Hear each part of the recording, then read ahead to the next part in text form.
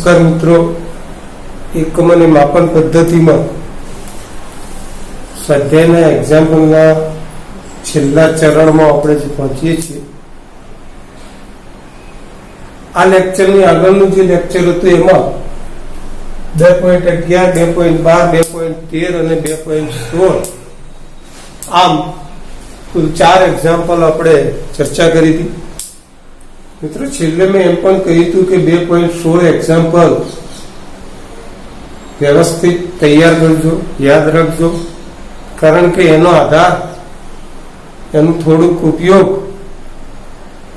હવેનો જે એક્ઝામ્પલ આવે છે 2.17 એની અંદર થવાનો છે. તો આ લેક્ચરની અંદર આપણે 2.17 થી જરૂરી એક્ઝામ્પલ ની આપણે ચર્ચા કરીશું.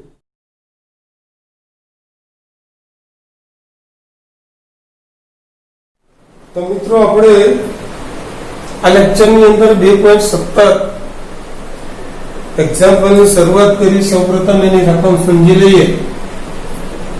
મિત્રો, રસાયણ વિજ્ઞાનનું થોડું ફંડામેન્ટલ બેઝિક અહીંયા આગળ આપણે જરૂર પડશે, એટલે એનું પણ આપણે કાળજી રાખીશું. અહીંયા આગળ જે રકમ છે મિત્રો આ પ્રમાણેની છે કે 1 મોલ આદર્શ વાયુ, 1 મોલ આદર્શ વાયુ, મહત્વની બાબત આવી, પ્રમાણભૂત તાપમાન અને દબાણ 22.4 લીટર જગ્યા એટલે કે મોલર કદ રોકે છે. મિત્રો, આ પહેલું વાક્ય ખૂબ જ મહત્વનું છે કે જે સંપૂર્ણપણે રસાયણ વિજ્ઞાન પર આધારિત છે. એને આપણે જો બરાબર સમજી લઈએ તો આગળનું એક્ઝામ્પલ આપણે સમજી શકીએ. આગળ લખ્યું છે કે 1 મોલ હાઇડ્રોજન વાયુ માટે મોલર કદ અને પરમાણુય કદનો ગુણોત્તર શું થશે? શા માટે આ ગુણોત્તર ઘણો મોટો છે? એટલે કે જ્યારે તમે ગુણોત્તર શોધશો એટલે ખૂબ જ મોટો આવશે. કેમ મોટો આવે એનું કારણ આપવાનું છે. હાઇડ્રોજન અણુ, હાઇડ્રોજન અણુ એટલે શું? H2. હાઇડ્રોજનના 2 પરમાણુ ભેગા કરો એટલે H2, જેને હાઇડ્રોજન અણુ કહેવાય. નું પરિમાણ, એની ત્રિજ્યા 1 આંગસ્ટ્રોમ છે. મિત્રો, હાઇડ્રોજનના 2 પરમાણુની થી જે અણુ બને છે, હાઇડ્રોજનના 2 પરમાણુથી જે અણુ બને છે એની ત્રિજ્યા 1 એંગસ્ટ્રોમ છે. અને ખાલી હાઇડ્રોજનના 1 પરમાણુની ત્રિજ્યા કેટલી થાય આપણે સમજી શકીએ. તો સૌથી પ્રથમ આપણે આ વાત કરી શકીએ કે હાઇડ્રોજન અણુના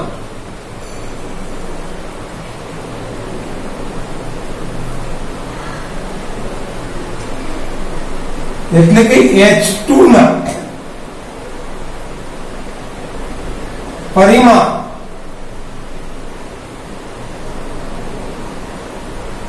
ત્રિજ્યા 1 એંગસ્ટ્રોમ. મીટરમાં મિત્રો યાદ છે, એંગસ્ટ્રોમ એટલે 10⁻10 મીટર છે. મિત્રો, અહીંયા આગળ આપણે લખ્યું છે કે પરમાણુય કદ એટલે હાઇડ્રોજન પરમાણુ. તો આપણે અહીંયા શોધવું પડે કે હાઇડ્રોજન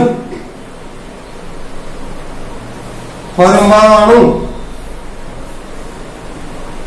એટલે 1H ના પરિમાણની ત્રિજ્યા જો આપણે શોધવી હોય તો 2 પરમાણુની ત્રિજ્યા આટલી છે, તો 1 ની કેટલી થાય? તો 1 × 10⁻10 મીટર એના ભાગ્યા 2. એટલે મિત્રો, આગળના દાખલામાં યાદ કરો કે હાઇડ્રોજન પરમાણુની ત્રિજ્યા આગળના એક્ઝામ્પલની અંદર આપણને આટલી આપી છે. જો આ એક વાત આપણને સમજણ પડી. બીજી વાત મિત્રો એ છે કે ભાઈ 1 મોલ આદર્શ વાયુ પ્રમાણભૂત તાપમાને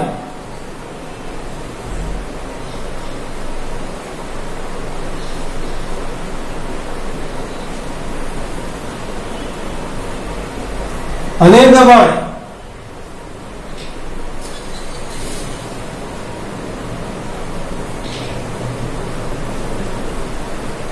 જેને આપણે કહીએ છીએ મોલર કદ,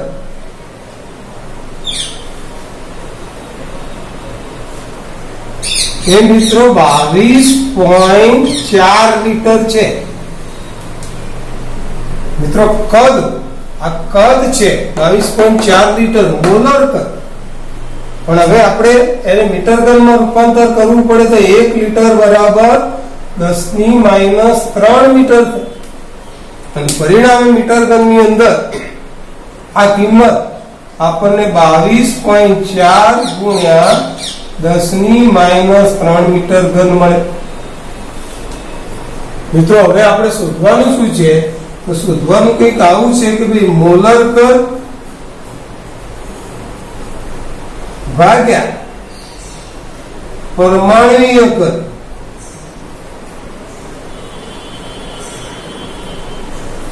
એ પણ પાછું 1 મોલ, એટલે 1 મોલ હાઇડ્રોજન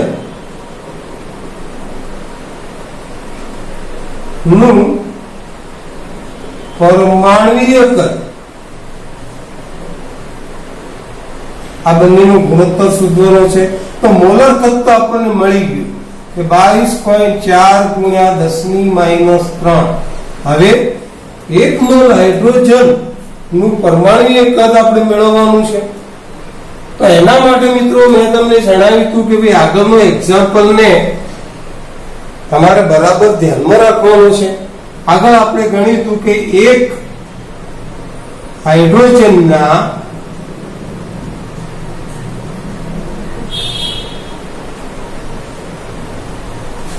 પરમાણુનું કદ, બોલો કયું સૂત્ર આપણે વાપરતા હતા? પરમાણુ એક ગોળો છે તો ગોળાનું કદ થશે 4/3 પાય r ઘન. તમારી જોડે નોટબુક હોય તો આગળનો એક્ઝામ્પલ જુઓ. હવે આપણે એ જ ગણવાનો છે, આગળનો જ એક્ઝામ્પલ કે 4 ગુણ્યા 3.14 ગુણ્યા 0.5 ગુણ્યા 10⁻10 કૌંસ પૂરો ભાગ્યા 3.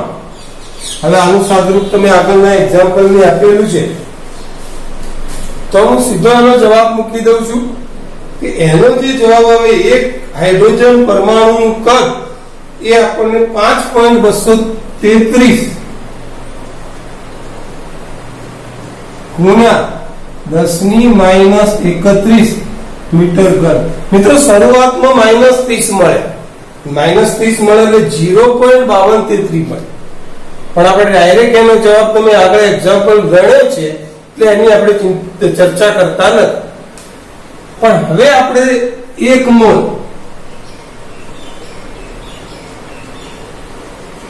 હાઇડ્રોજનના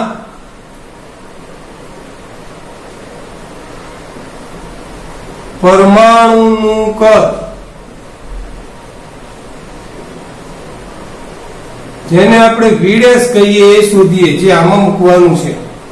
મિત્રો આગળ મેં તમને જણાવ્યું હતું કે આવી તિરાસી મૂકીએ કે એક હાઇડ્રોજન પરમાણુનું કદ V જેટલું હોય તો 1 મોલ, 1 મોલ એટલે કેટલા?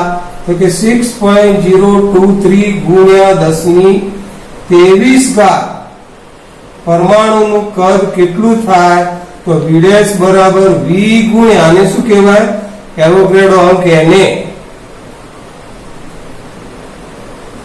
તો જો સીધું સૂત્ર યાદ હોય તો V ગુણ્યા Na આપણે મૂકી દઈએ. પરિણામે મિત્રો હવે આનો આપણે જ્યારે કિંમતો મૂકીશું ત્યારે આપણને વીડેસ જે મળે, V જે મળે છે એ 5.233 ગુણ્યા 10⁻31 અને 6.023 ગુણ્યા 10⁻23. આનું પણ સાદુરૂપ તમે આગળના એક્ઝામ્પલમાં આપ્યું છે, ચેક કરો, ચર્ચા કરો. તો એના માટે હું એનો ડાયરેક્ટ જવાબ મૂકું છું મિત્રો કે 3.152 ગુણ્યા 10⁻8 મીટર ઘન. તો આ જે મળ્યું એ 1 મોલ હાઇડ્રોજન પરમાણુનું કદ મળ્યું. તો આ આટલો વિભાગ તમે એક્ઝામ્પલ નંબર 16 નો કમ્પ્લીટ છે. બસ.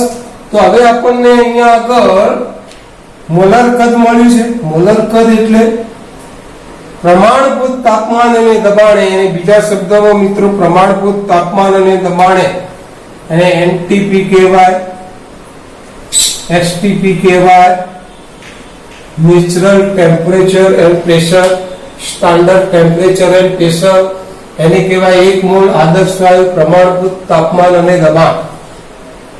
22.4 લીટર, એને આપણે મીટર ઘનમાં રૂપાંતર કર્યું.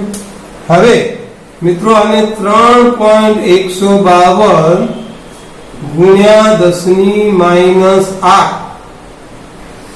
આનું આપણે સાદુરૂપ આપીએ મિત્રો, તો ઘાતનું સાદુરૂપ આપીશું તો 22.4 ભાગ્યા 3.152 ગુણ્યા 10⁻3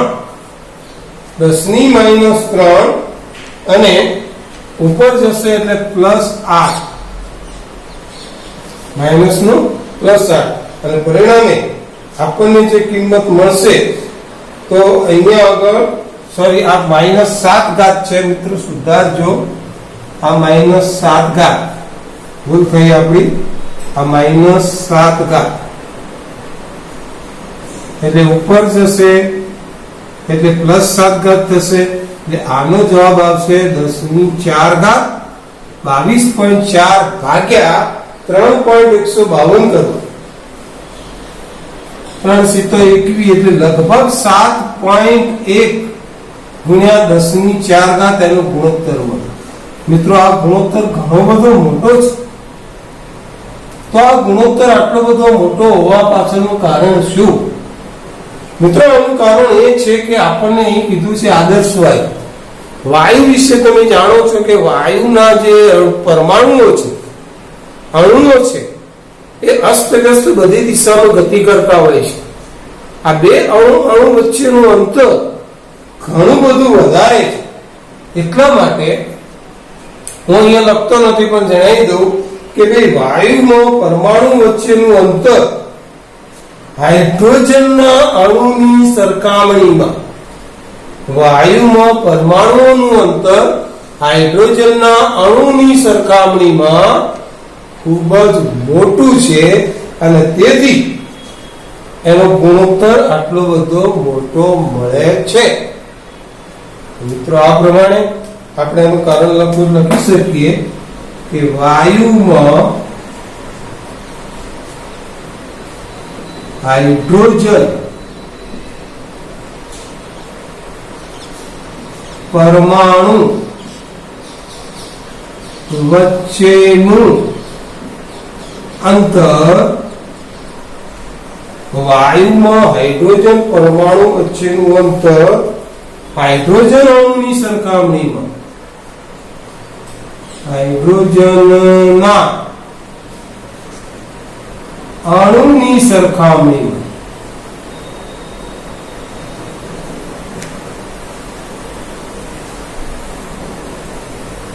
ખૂબ જ વધારે છે.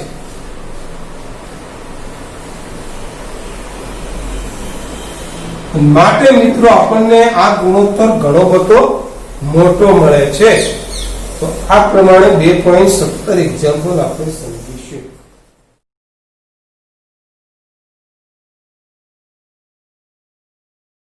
મિત્રો 2.19 એક્ઝામ્પલ નંબર આપણે અહીંયા ધ્યાનમાં રાખીશું. 2.19 રકમ એની ઘણી મોટી છે, સમજવા લાયક છે. જો બરાબર ન સમજીએ તો 100% આપણે આ એક્ઝામ્પલની અંદર ભૂલ કરી દેશે એમ છે. પહેલા રકમનું વાંચન કરી કે નજીક દેખાતા બે તારાના અંતરનું માપન માટે દ્રષ્ટિ સ્થાન ભેદની રીત આપણે ભણી ગયા છીએ. દ્રષ્ટિ સ્થાન ભેદની રીતનો ઉપયોગ કરવામાં આવે છે. સૂર્યની આસપાસ, ધ્યાન રાખજો કે સૂર્યની આસપાસ પોતાની ભ્રમણ કક્ષામાં, મિત્રો અહીંયા આગળ આપણે જોઈએ કે આ સૂર્ય છે,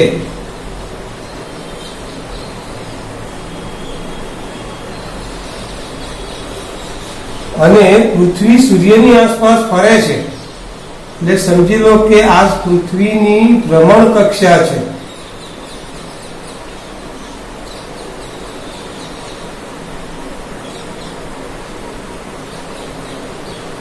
અહીંયાથી પૃથ્વી ફરે છે,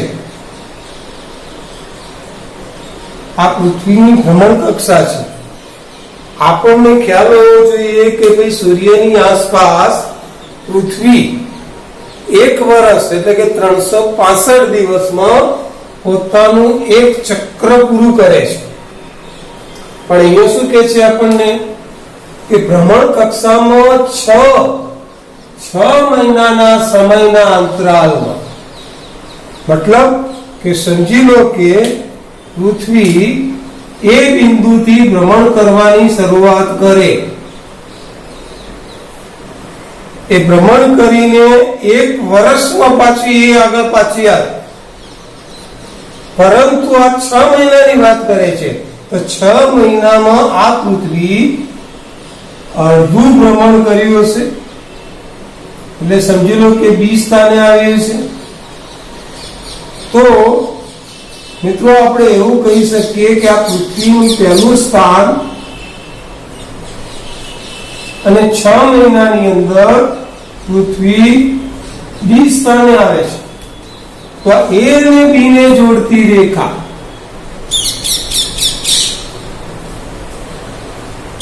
આ રેખા છે A અને B ને જોડતી રેખા. અને મિત્રો સૂર્યનું સ્થાન અહીંયા છે, સૂર્યની આસપાસ ફરે છે. તો આ સૂર્ય છે, 6 મહિનાની અંદર અડધું ભ્રમણ પૂર્ણ કરે. તો 6 મહિનાના સમય અંતરાલમાં પૃથ્વીના 2 સ્થાનને જોડતી રેખા એટલે AB, એટલે કે આધાર રેખા પૃથ્વીની કક્ષાનો વ્યાસ, આ પૃથ્વીની કક્ષાનો વ્યાસ બને. મિત્રો તમે સૂત્ર મળી ગયા છો. આપણે આ વ્યાસને શું કહેતા હતા? તો કે B. એનો મતલબ એ થાય છે કે અહીંયાથી આપણને B ની કિંમત જે મળી, B એટલે વ્યાસ AB, તે રકમમાં લગભગ કિંમત આપેલી છે 3 × 10⁻11 મીટર જેટલી છે. હવે આગળ વધશે. જો નજીક રહેલા 2 તારાઓ એટલે દૂર છે, સમજી લઈએ કે અહીંયા આગળ તારા છે, 2 તારા, બંને તારાઓનું અવલોકન આપણે A ઉપરથી અને B પરથી કરીએ છીએ. તો જો નજીક રહેલા 2 તારાઓ એટલે દૂર છે કે આટલી લાંબી આધાર રેખા હોવા છતાં તેઓ 1 સેકન્ડ જેટલો ચાપનો દ્રષ્ટિ સ્થાન ભેદ દર્શાવે છે. મતલબ કે અહીંયા આગળ જો આપણે O બિંદુ નામ આપીએ તો આ અને આ અહીંયા જે ખૂણો બને એ આપણને એનો આધાર રેખાનો 1 સેકન્ડ જેટલા ચાપનો દ્રષ્ટિ સ્થાન ભેદ દર્શાવે છે. પણ મિત્રો આ જ વાક્ય આપણને ભૂલ કરાવે એવું છે, કારણ હવે પછીનું વાક્ય મહત્વનું છે. શું કે છે કે ખગોળીય સ્તર પર લંબાઈનો સુવિધાજનક એકમ પાર્સેક છે. પાર્સેક કોઈ પદાર્થનું અંતર સૂચવે છે. હવે મહત્વની વાત આવી કે જે પૃથ્વી અને સૂર્ય એટલે કે આ પૃથ્વી અને સૂર્ય એટલે આટલો જ ભાગ, આટલા જ ભાગથી રચાતું જે આ અંતર છે કેપિટલ D, એને પાર્સેક કીધો છે. એટલે આ ખૂણો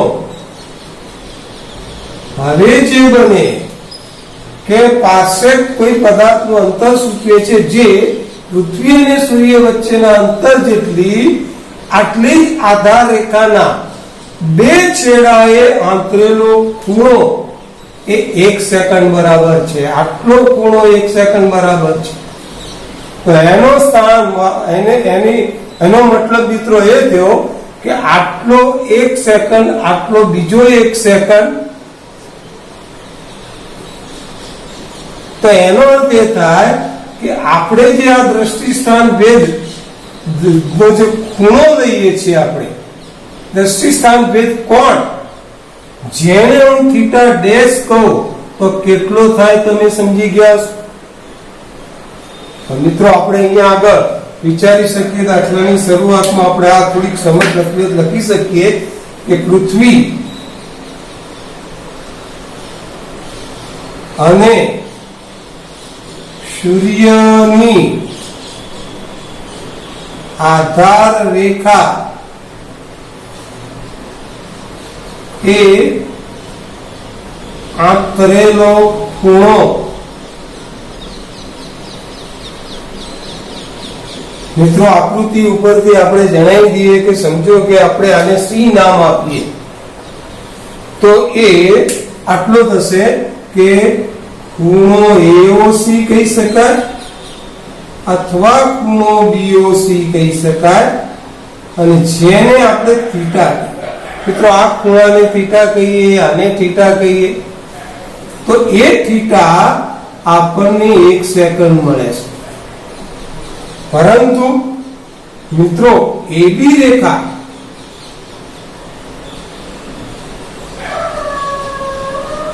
સાથે આંતરેલો ખૂણો જે દ્રષ્ટિ સ્થાન ભેદ કોણ કહેવાય,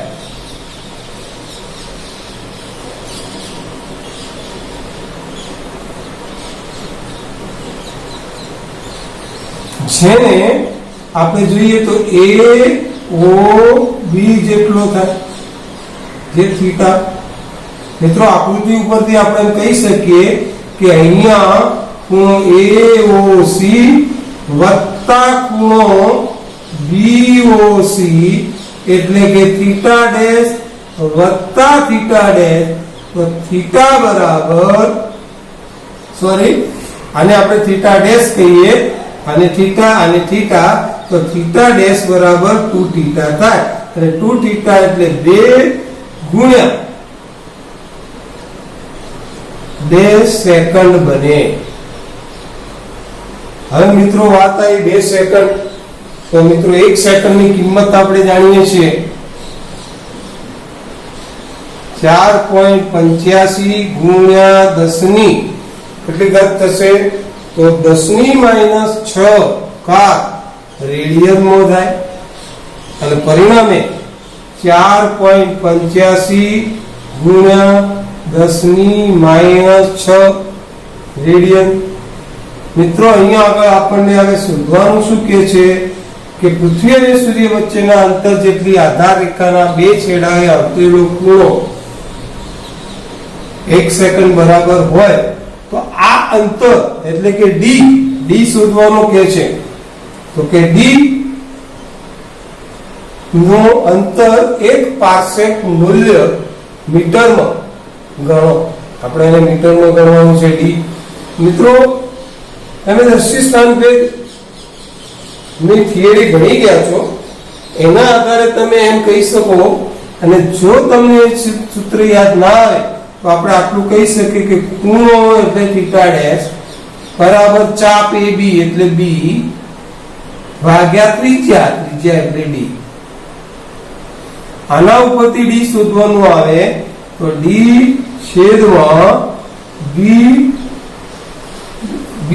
બરાબર b છેદમાં થીટા ડેશ. હવે b ની કિંમત જે આપણને આપી છે એટલે 3 ગુણ્યા 10⁻11 ઘાત,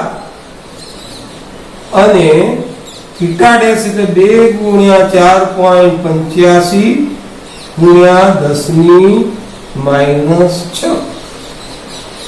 તો મિત્રો આનું આપણે માત્ર હવે સાદુરૂપ આપવાનું છે મિત્રો. આનું સાદુરૂપ આપીશું એટલે 3 હવે 2 ગુણ્યા 4.85 નો જ્યારે આપણે ગુણાકાર કરીશું ત્યારે લગભગ આપણને 9.7 જેટલું મળે. ઘાતનો સાદુરૂપમાં 6 ને આપણે ઉપર મોકલીશું એટલે પ્લસ થશે અને પરિણામે 10 ની 11 ઘાત ગુણ્યા 10 ની 6 ઘાત એટલે આ પ્લસ થઈ ગઈ 11 ને 6 17 ઘાત અને પરિણામે જ્યારે મિત્રો 3 ભાગ્યા 9.7 આપણે કરીશું ત્યારે એનો જવાબ 0.3092 ગુણ્યા 10 ની 17 ઘાત મીટર મળે. પણ તમે 1 પારસેકનું મૂલ્ય આગળ ભણી ગયા છો અને 1 પારસેકના મૂલ્યમાં ઘાત 16 ઘાત આવે છે. જો આપણે એ પ્રમાણે દશાંશ ચિહ્ન આ બાજુ લઈ દઈએ તો 3.09 ગુણ્યા 10 ની 16 ઘાત મીટર. મિત્રો આ કિંમત લગભગ 1 પારસેક જેટલી કહેવાય. તો 1 પારસેક બરાબર 3.09 ગુણ્યા 10 ની 16 ઘાત મીટર. તો મિત્રો અહીંયા તમે જોઈને તો જો આપણે ભૂલથી થીટા ડેશ ની કિંમત માત્ર 1 સેકન્ડ મૂકી દઈએ તો આપણો એક્ઝામ્પલ ખોટો પડે. એટલા માટે ખાસ ધ્યાન રાખજો કે આ બાબત આપણા માટે મહત્વની છે. આ જે વાક્ય છે જે હું કૌંસમાં મૂકું છું, જે પૃથ્વી અને સૂર્ય વચ્ચેના અંતર જેટલી આધાર રેખાના પૃથ્વી અને સૂર્ય આકૃતિમાં જુઓ, પૃથ્વી અને સૂર્ય આટલો ભાગ થયો, એટલો આ બીજો થયો અને પરિણામે જે ખૂણો આપણને મળે એ થીટા ડેશ બરાબર થીટા વત્તા થીટા થાય. આ બાબત ખાસ ધ્યાન રાખજો. એટલે જો આ સમજી લઈએ તો આની અંદર કોઈ ભૂલ આવવાની સંભાવના રહેતી નથી.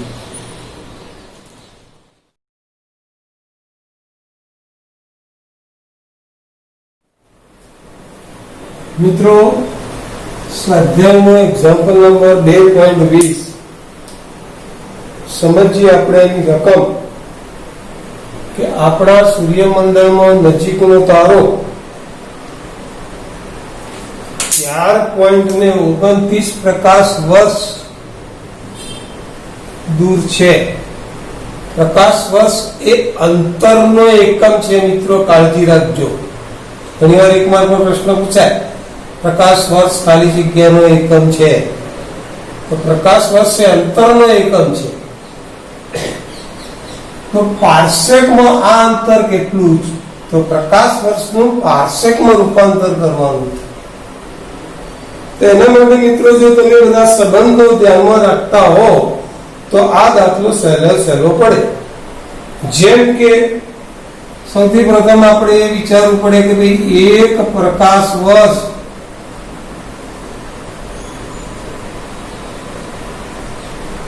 ને પહેલા મીટરમાં સંબંધ યાદ કરો. પ્રકાશ વર્ષનું મીટર તો આપણે જાણીએ છીએ કે એક પ્રકાશ વર્ષ બરાબર 9.46 ગુણ્યા 10 ની 15 ઘાત મીટર. આટલું એક પ્રકાશ વર્ષનું મીટર થાય. તો મિત્રો 4.29 પ્રકાશ વર્ષ ના કેટલા મીટર થાય? તો સીધું છે કે 4.29 ગુણ્યા 9.46 ગુણ્યા 10 ની 15 ઘાત. તમારા કેલ્ક્યુલેટર ઉપર 4.29 ગુણ્યા 9.46 કરો તો એનો જવાબ આવશે 40.58 ગુણ્યા 10 ની 15 ઘાત મીટર. મિત્રો જો એક દશાંશ ચિહ્નને આ જવાબમાં દશાંશ ચિહ્નને થોડુંક આપણે એને ડાબી બાજુ ખસેડવામાં આવે તો મિત્રો ડાબી બાજુ ઘાતની કિંમત વધે, ડાવ એટલે એક સ્ટેપ 16 મીટર થાય. હવે મિત્રો આને આપણે પાર્સેકમાં ફેરવવાનું છે. આ અંતર પાર્સેકમાં કેટલું થાય? તો મિત્રો પાર્સેકનો પણ સંબંધ મીટર સાથેનો તમને ખ્યાલ હોવો જોઈએ. હાલ જ આપણે જોયું કે 1 પાર્સેક બરાબર 3.08 ગુણ્યા 10 ની 3.08 ગુણ્યા 10 ની 16 મીટર જેટલું છે. તો બોલો હવે આપણે આ મૂકી શકીએ કે 3.08 ગુણ્યા 10 ની 16 મીટર બરાબર 1 પાર્સેક. માટે 4.058 ગુણ્યા 10 ની 16 મીટર બરાબર કેટલા? તો આવી 83 મૂક્યા પછી 4.058 ગુણ્યા 10 ની 16 ભાગ્યા 3.08 ગુણ્યા 10 ની 16 આધાર સરખા છે એટલે આ કેન્સલ થઈ જાય. 4.058 ભાગ્યા 3.08 તમે કરો તો મિત્રો એનો જવાબ આપણને 1.32 પાર્સેક મળે. ચલો આ બાબત તો આપણને સમજમાં આવી જાય એવી છે. પણ બીજો ભાગ જે શું, સૂર્યની આસપાસ, આગળના દાખલાનો કોન્સેપ્ટ, સૂર્યની આસપાસ પોતાની ભ્રમણ કક્ષામાં 6 મહિનાના સમય અંતરાલે પૃથ્વીના 2 સ્થાનો પરથી આ તારાને જોવામાં આવે તો કેટલો દ્રષ્ટિ સ્થાન ભેદ કોણ અંતરશે?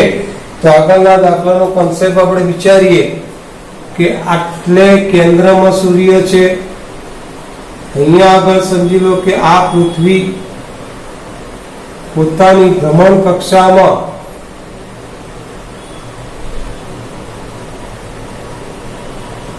ભ્રમણ કરે છે. આપણે આગળ ભણી ગયા કે જો અહીંયા પૃથ્વી હોય એ સ્થાને અને ભ્રમણ કરતી કરતી પાછી એ સ્થાને આવે એટલે 1 વર્ષ થાય, પણ 6 મહિનાની વાત કરે છે એટલે 6 મહિનાના સમયગાળામાં પૃથ્વી બી સ્થાને આવી હશે. હવે આને અંતરા તો આ એનો વ્યાસ થયો જેને તમે બી કહો છો. અહીંયા આગળથી આપણે કોઈ તારો જોઈએ છે એટલે આ એનો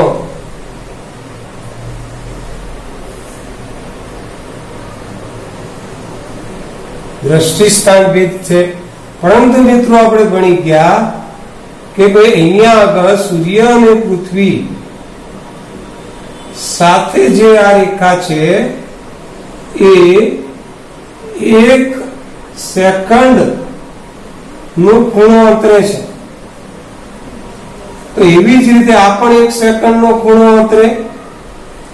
એનો અર્થ એ થયો કે આ જે થાય AB સાથેનો ખૂણો એનો દ્રષ્ટિ સ્થાન ભેદ કોણ થાય 2 સેકન્ડ જેટલો.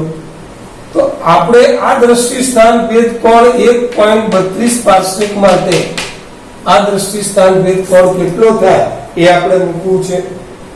તો અહીંયા આગળ આ અંતર 1 પાર્સેક કહેવાય.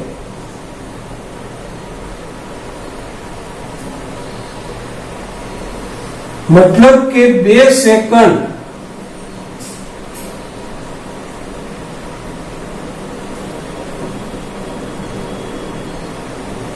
ના દ્રષ્ટિ સ્થાન ભેદ માટે અંતર 1 પાર્સેક થયું. આવો સંબંધ આવે.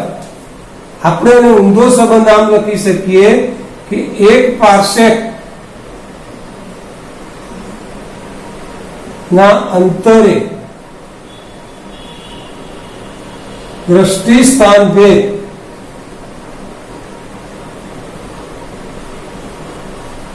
કેટલો થાય છે? 2 સેકન્ડનો. માટે અહીંયા આગળ આપણને કેટલા પાર્સેક જવાબ મળ્યો? 1.32 પાર્સેકના અંતરે દ્રષ્ટિ સ્થાન ભેદ કેટલો થાય? તો 2 સેકન્ડ ગુણ્યા 1.32. આનો ગુણાકાર તો એકદમ સરળ પડે, માટે આપણે એમ કહી શકીએ કે એનું દ્રષ્ટિ સ્થાન ભેદ કોણ 2.64 સેકન્ડ જેટલો મળે. તો અહીંયા આગળ આ પણ આગળના દાખલાનો કોન્સેપ્ટ અહીંયા આગળ આપણને મળે છે.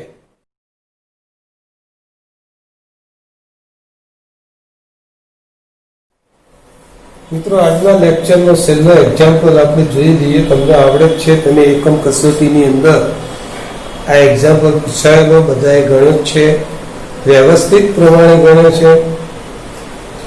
હવે એ કઈ રીતે ગણે આપણે જાણતા નથી, તમને બધાને ખબર છે, છતાં આપણે સમજાવી દઈએ. પણ એનું ગણતરી જે છે, ગુણાકાર, ભાગાકાર, સરવાળો, બાદબાકી, એ આપણે જાતે કરવાનું રહેશે.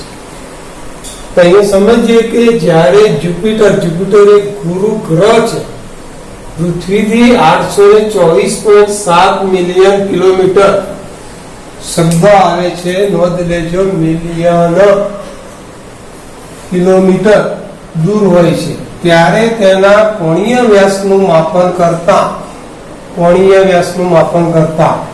35.72 સેકન્ડ છે. જુપિટરનો વ્યાસ શોધો. મિત્રો, આપણે થોડીક આકૃતિ ઉપર નજર રાખીએ તો એ આ પૃથ્વી છે આખી, અને પૃથ્વી પરના કોઈ એક સ્થાનથી આપણે ટેલિસ્કોપ લઈને ઉભા છીએ. અહીંયા આગળ જુપિટર છે, ગુરુનો ગ્રહ. એમાં એનો વ્યાસ માપવો છે, એટલે ગુરુના ગ્રહનો એક બિંદુ A અને બીજું બિંદુ B. વારા પરથી A પરથી આપણે બિંદુ અવલોકન કરીએ, B પરથી O નું અવલોકન કરીએ, અને O પરથી આપણે A નું અવલોકન કરીએ. તો મિત્રો, AO અને BO દ્રષ્ટિ રેખા થઈ. આ બંને દ્રષ્ટિ રેખા સાથે અંતરાતો ખૂણો, જેને આપણે આનો કોણીય વ્યાસ કહેવામાં આવે. ગ્રહનો કોણીય વ્યાસ, જેને આપણે આલ્ફા કહીએ. તો મિત્રો, આલ્ફા બરાબર આપણને આપી દીધું છે કોણીય વ્યાસ, ગ્રહનો કોણીય વ્યાસ. તો અહીંયા આગળ આલ્ફા બરાબર કોણીય વ્યાસ,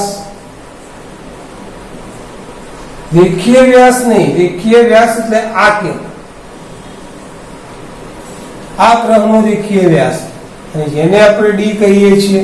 પણ ગ્રહનો કોણીય વ્યાસ એટલે આલ્ફા 35.72 સેકન્ડ છે. બીજો મિત્રો એમ કે છે કે જુપિટર ગ્રહ પૃથ્વીથી, એટલે આ પૃથ્વીથી આ જુપિટર ગ્રહ વચ્ચેના અંતરને આપણે કેપિટલ ડી કહીએ છીએ. તો એ જે અંતર છે એ 824.7 મિલિયન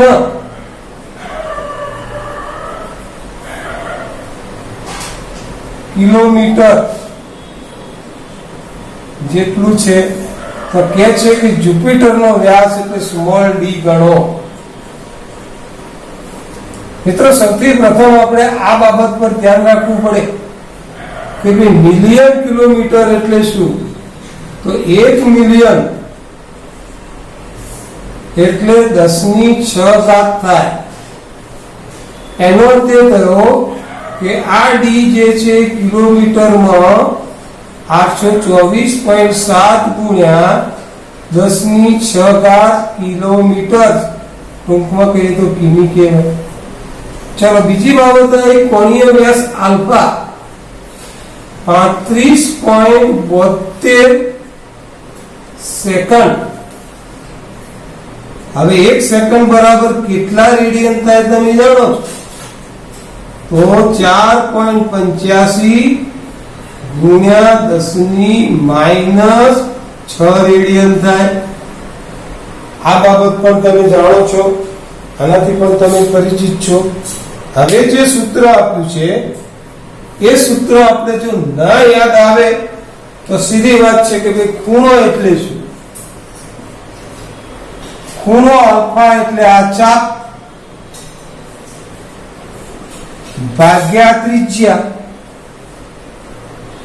તો જે શોધવાનું છે એને આપણે સૂત્રનો કરતા કરીએ તો d બરાબર alpha into D, capital D. Alpha જે તમે શોધ્યો એ આપણે આટલો મૂકીએ કે 35.72 ગુણ્યા 4.85 ગુણ્યા 10⁻6 ગુણ્યા કેપિટલ ડી. કેપિટલ ડી 824.7 ગુણ્યા 10⁶ કિમી. તો બસ મિત્રો, અહીંયા આગળ આપણે માત્ર એનો ગુણાકાર કરવાનો છે. કારણ શું? ઘાત તો અહીંયા ઉડી જશે. 10⁻6 10⁶ આખાનો ગુણાકાર કરી અને જવાબ લાવો. પછી પુસ્તકના જવાબ પ્રમાણે એને સેટ કરો. જો ના આવડે તો કઈ નહીં, પણ જે જવાબ આવે એટલો મૂકો તો પણ ચાલશે. પણ એક બાબત ધ્યાન રાખજો કે અહીંયા બધા એકમો આપણે કિલોમીટરમાં લીધા છે. તમે જે જવાબ શોધશો એ કિલોમીટરમાં. હવે દાખલામાં થોડો ફેરફાર કરે કે ભાઈ વ્યાસ મીટરમાં શોધો. તો તમે જાણો છો કે 1 કિલોમીટર બરાબર 10⁻³ મીટર થાય. તો અહીંયા જે જવાબ આવે ઘાત પ્રમાણે એને તમારે 10⁻³ વડે ગુણવાના. અને આ પ્રમાણે આપણે જવાબ ધ્યાનમાં રાખવાનો. મિત્રો, આ એક્ઝામ્પલ તો ગણી ચૂક્યા છો. સમજણ ના પડી હોય તો અહીંયા બરાબર આ લેક્ચર મારફતે તમે સમજી લેજો. અને હવે અહીંયા આગળ આપણે જેટલા એક્ઝામ્પલ સ્વાધ્યાયના અને ઉદાહરણના આપણે ગણ્યા છે ઓનલાઈન લેક્ચરમાં, એટલા જ ઉદાહરણના દાખલા અને સ્વાધ્યાયના દાખલા આપણે તૈયાર કરવાના થાય છે. વધારાના દાખલા અથવા જે નથી ગણ્યા એ દાખલાની ચિંતા આપણે કરવાની જરૂર નથી.